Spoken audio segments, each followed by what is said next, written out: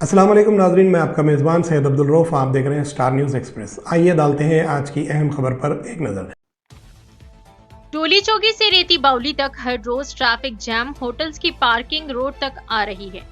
ना तो कोई पुलिस तवज्जो दे रही है और ना ही मुकामी एमएलए, और हर जगह खुदवाई के कामों से आवाम हर रोज परेशानी का सामना कर रही है।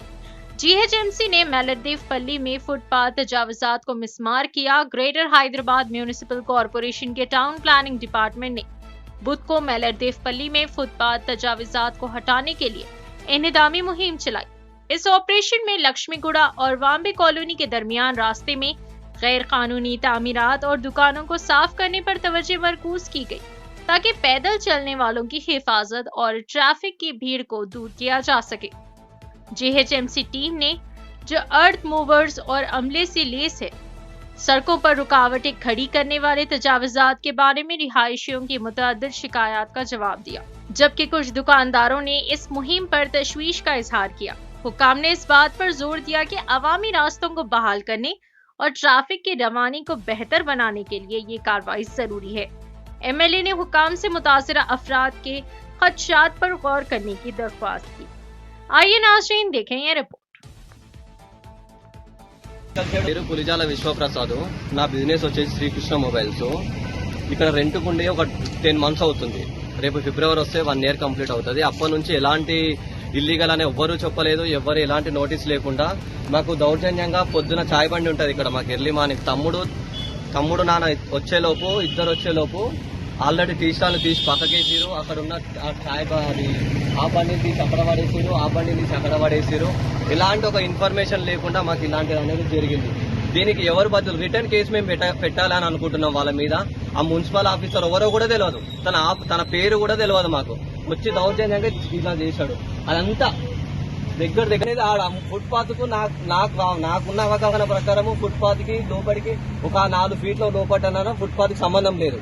అక్కడి నుంచి ఇక్కడ దగ్గర ఒక 6 feet దాకా ఉంటది. అసలు సంబంధం లేదు. ఫుట్పాత్ కి నా షాప్ కి సంబంధం లేదు, నా టీ స్టాల్ కూడా సంబంధం లేదు. ఏంటంటే ఒక్కరికి ఒక న్యాయం జరుగుతుంది, ఒక్కరికి ఒక న్యాయం జరుగుతుంది.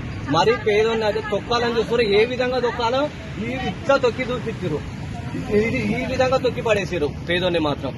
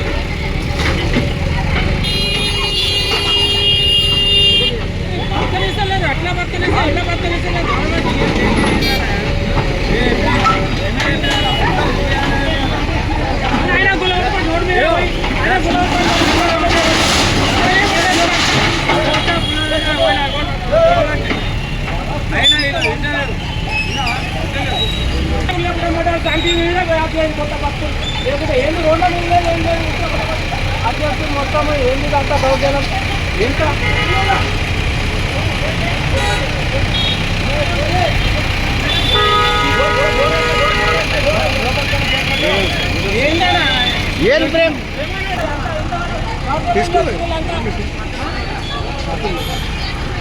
చేసినట్టు మొత్తం